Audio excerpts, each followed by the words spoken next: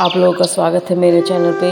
जय श्री सीताराम, सियाबल रामचंद्र की जय। मेरे प्रभु रामचंद्र जी के लिए मैं ये पाठ कर रही हूँ, तो आप ये सुनिए। पाठ कुछ इस तरह है।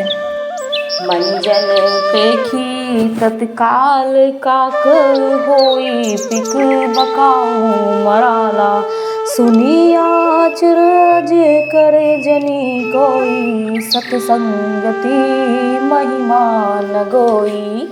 बाल्मीकि नारद गढ़ जोनी, निज निज मुखानी कहीं, निज होनी जल चर थल चल, नभ चर नाना जे जड़ चेतन। जीव जहाना मति की रति, गति भूति भलाई जब जे ही जतन जहाँ जे ही पाई, सो जावन सतसंग प्रभाऊ।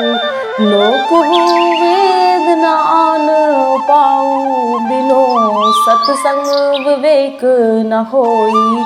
राम कृपा बिनु सुलभ न सोई, सतसंगत मुद मंगल मूला।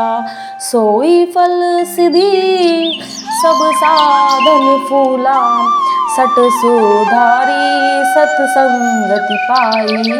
पारस परसर कुदात सुहाई, विधि बस सूजन कुसंगत पराही।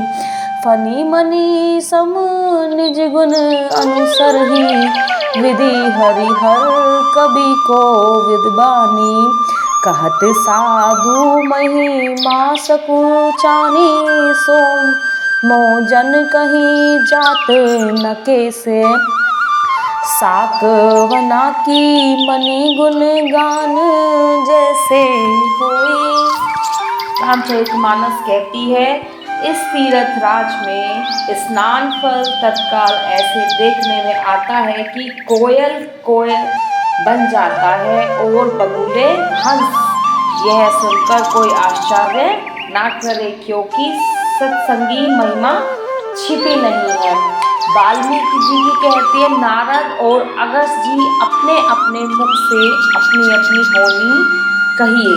जल में रहने वाले, जीवन पर चलने वाले, आकाश में विचरने वाले, नाना प्रकार के जड़ चेतन जितने जीव इस जगत में हैं, उनमें से जिसने जिस समय जहाँ कहीं भी जिस किसी यत्न से बुद्धि, कीर्ति, सद्गति, विभूति, ऐश्वर्य और भलाई पाई है, सो सब संगत का ही प्रभाव समझना चाहिए।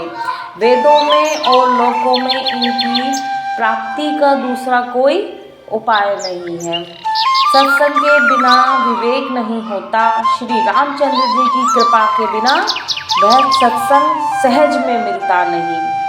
सत्संगति आनंद और कल्याण की जड़ है।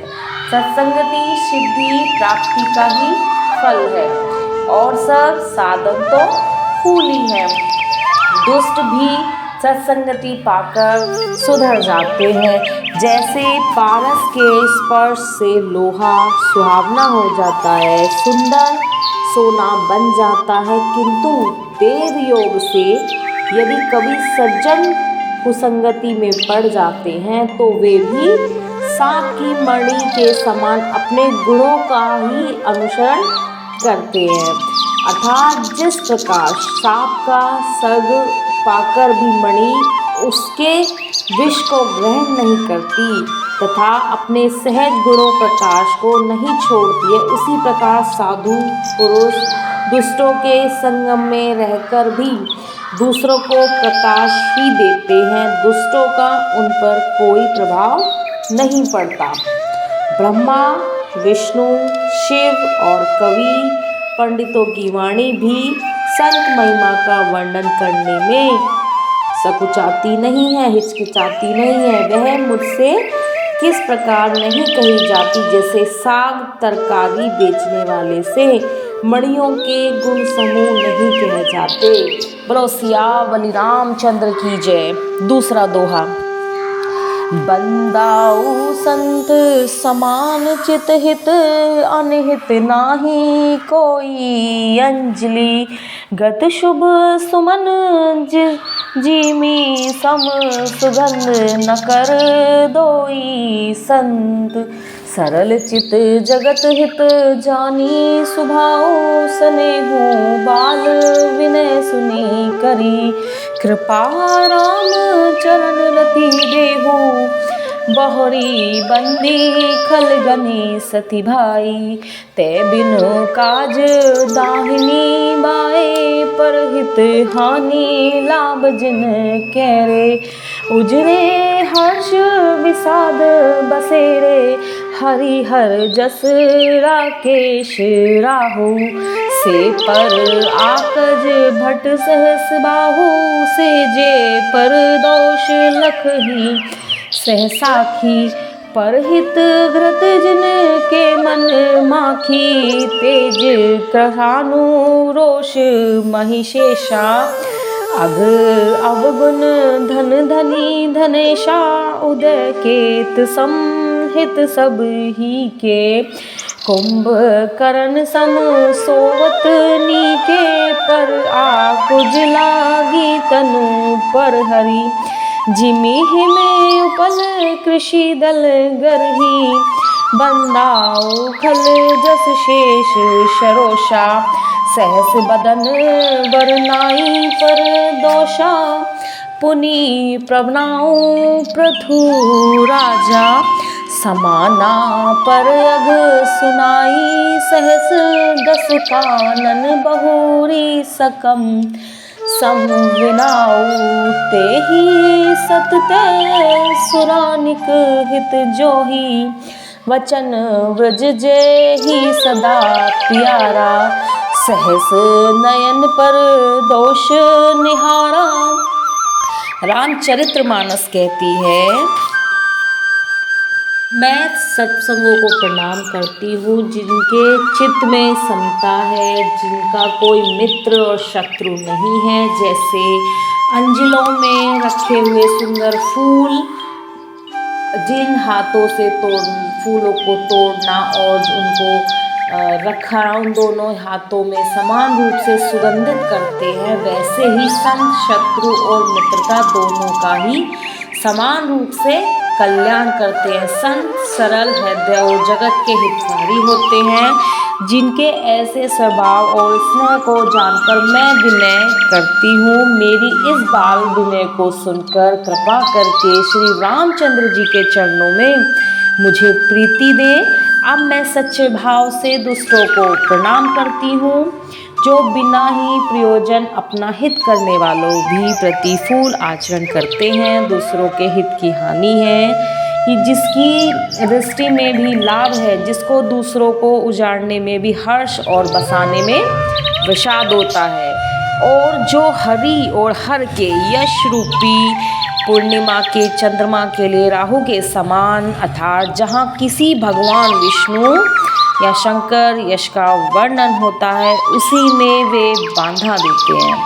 और दूसरों की बुराई करने में सहस्त्र बाहु के समान वीर हैं, जो दूसरों के दोषों को हजार आँखों से देखते हैं और दूसरों के हित रूपी घी के लिए जिनका मन मक्खी के समान होता है।